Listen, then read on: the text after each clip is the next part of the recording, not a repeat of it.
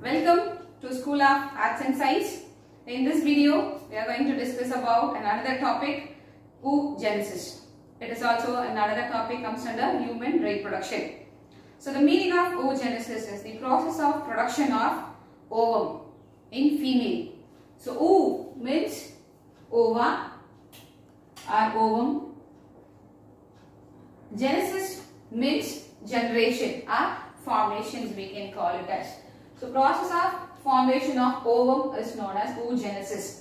In our previous classes we discussed about spermatogenesis. So the meaning of spermatogenesis is the formation of sperm in male. So in female we call this process as oogenesis. Generally oogenesis process is called it as discontinuous process. Spermatogenesis process is a continuous process, but in case of female it is a discontinuous process. Why we call this process as a discontinuous process? Because some process takes place in the female fetus. When the female fetus growing in a mother's womb or mother's uterus, some of the changes takes place. When the baby is born, then after that this process gets stopped. This process resumes when the baby attains the puberty. So the time period between when the baby is born from birth to puberty, it is stopped temporarily. Hence we call this process as a discontinuous process, because some of the changes takes place when the female fetus developing in the mother's body. Then some of the changes takes place after puberty. Hence we call this process as a discontinuous process. So let us continue the class with female fetus, when the fetus growing in a mother's body. So the first month of gestation, we are talking about the female fetus which is growing in a mother's body. So when the female fetus growing in a mother's body, her ovary in the first month of gestation, which means the baby is about first month. Okay. So in this time, the first month of baby, in her ovary there are 1700 primary follicles are developing. How many? It is 1700 in number. So in the second month of embryonic life, means the second month of the gestation period, when the baby is start growing, so in that time it goes up to 6 lakhs, which means this primary follicles start dividing into many number of primary follicles. So it goes up to 6 lakhs in the second month. When the baby attains the 5th month of its embryonic life, 5th month of the gestation period, it goes up to 7 million. From 6 lakhs to 7 million it goes. In the month of 5, it goes up to 7 million. After that, after the 5th month, there is no more follicles are not formed. So this 7 million follicles undergo atresia. So what is the meaning of atresia? Atresia is the process of degeneration of follicular cells. So that is degeneration occurs in the follicle cells, hence the number of cells are going to be reduced. So it is going to be reduced from 7 million into 2 million. So at the time of birth, after the 9th month, the fully formed embryo, when it starts coming from the mother's body, so at birth, when the baby is born, it's going to have only 2 million of primary follicles. Okay, when the baby is born, her ovaries will have only 2 million of follicular cells. At birth, female's ovary, baby's ovary will have 2 million numbers of cells. After that, till puberty, the number is going to be reduced. So when the female attains puberty, its ovary is going to have only 60,000 to 80,000 number of follicular cells. No more follicles or no more oogonia are going to be formed after birth. So this is up to only 60,000 to 80,000 number of cells only going to be present in the female's ovary. Okay, so some of the changes are going to take place before birth, Some of the changes are going to take place after puberty. Hence, we call this process as a discontinuous process.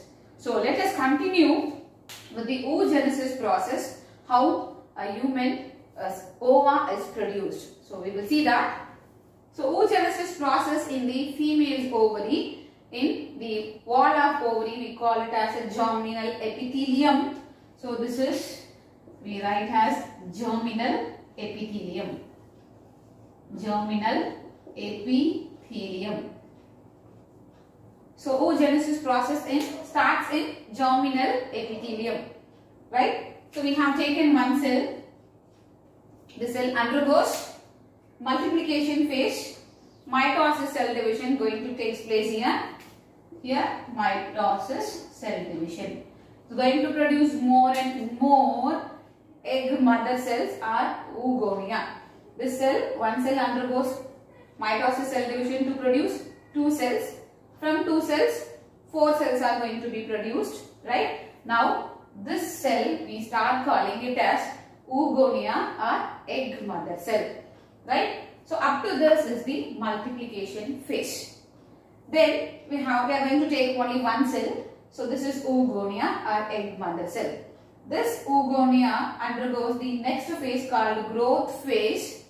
In this, the size of the cell is going to be increased. This is also a kind of mitosis cell division only. Here, nutrients are going to be accumulated. This is a process called vitellogenesis. Okay, the nutrients are going to be accumulated inside the cytoplasm. So, the growth is increases, right? So, we call this stage as primary oocyte.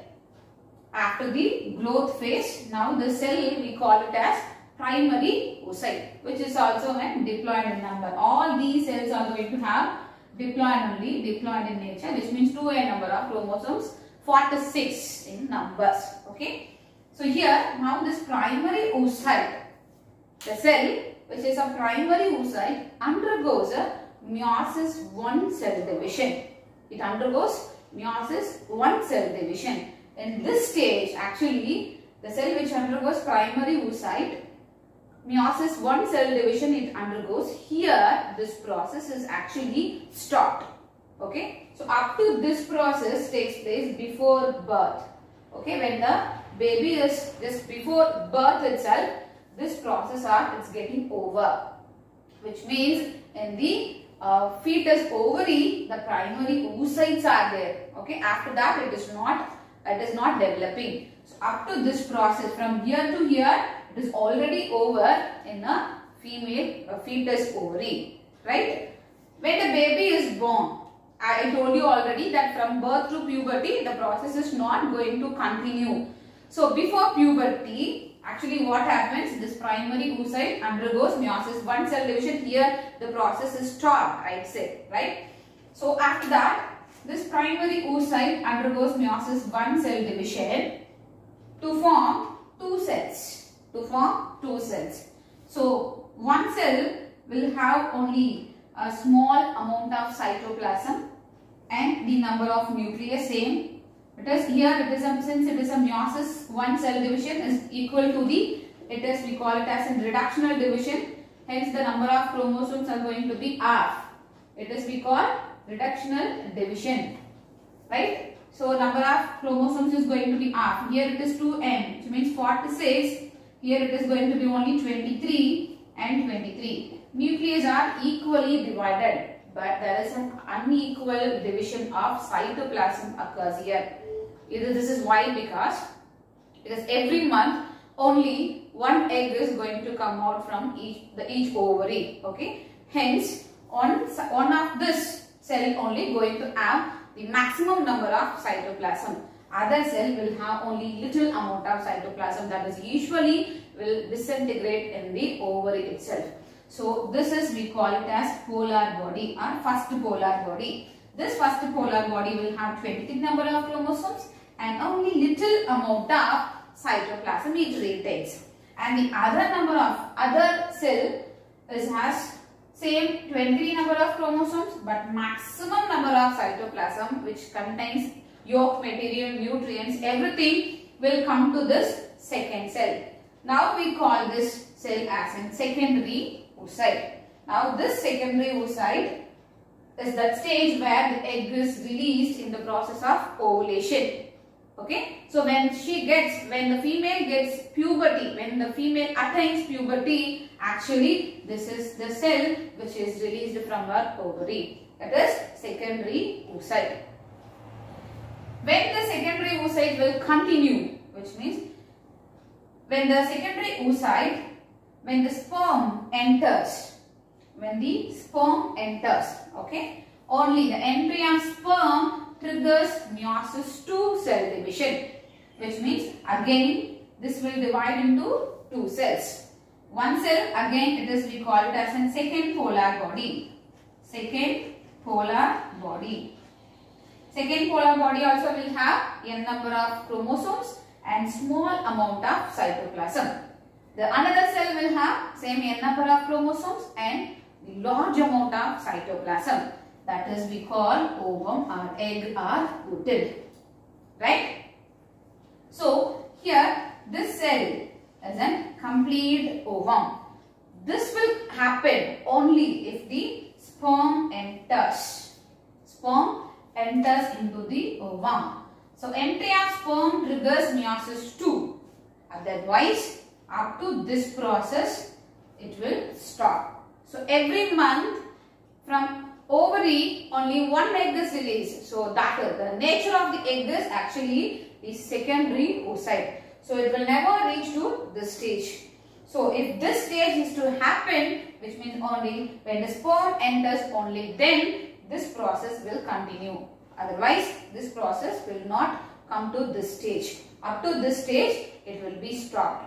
Which means from here to here, this takes place after puberty. After puberty, every month of menstrual cycle, one egg is going to be released. So that egg will come from the primary oocyte, that will develop into secondary oocyte. Then secondary oocyte, up to this stage, it will finish off. So this stage will continue only when the entry of sperm comes into ova. Only then this process will undergo meiosis II cell division to produce ovum or egg or oocyte. So up to this process is a multiplication process where more and more number of oogonias are formed. Then this oogonia undergoes second phase called growth phase. In growth phase, the number of size is going to be increased due to the accumulation of nutrients, that is yolk substances. We start calling the stage as primary oocyte. So that primary oocyte is going to be stopped in one stage. This is very important. So it is going to arrest. We have written here. So it arrests in prophase 1. So when this primary oocyte undergoes a meiosis, actually it starts the meiosis cell division. The stage called prophase 1, prophase, metaphase, anaphase, telophase, there are many phases. So when the primary oocyte starts the meiosis 1 cell division, in that stage this process is stopped in the female body, right? So only after puberty it is going to continue. So that prophase in here it is arrested. In primary oocyte stage it is arrested. It is going to start only when she attains puberty. So that time that primary oocyte, it is going to continue with this meiosis 1 cell division, which is a reductional division. It is going to produce 2 number of cells. Both are going to have n number of chromosomes. One cell will retain only small amount of cytoplasm and another cell is going to retain with large amount of cytoplasm. We start calling this as secondary oocyte. So actually the secondary oocyte which is released from the ovary in the process of ovulation. When the sperm enters the ovary, that is in the process of fertilization, this process is going to continue. So here the secondary oocyte will undergo another meiosis II cell division to produce 2 cells. One is we call second polar body. It is also usually disintegrates in a body, okay. And the another cell which have maximum amount of cytoplasm, we start calling this as ovum or egg or oocyte. Okay. So with this, actually we are completing the oogenesis process. Oogenesis process is a discontinuous process because some of the changes takes place in the female fetus when she is growing in a mother's body. mother's uterus, and some other changes are taking place after she attains a puberty. So hence we call this process as a discontinuous process.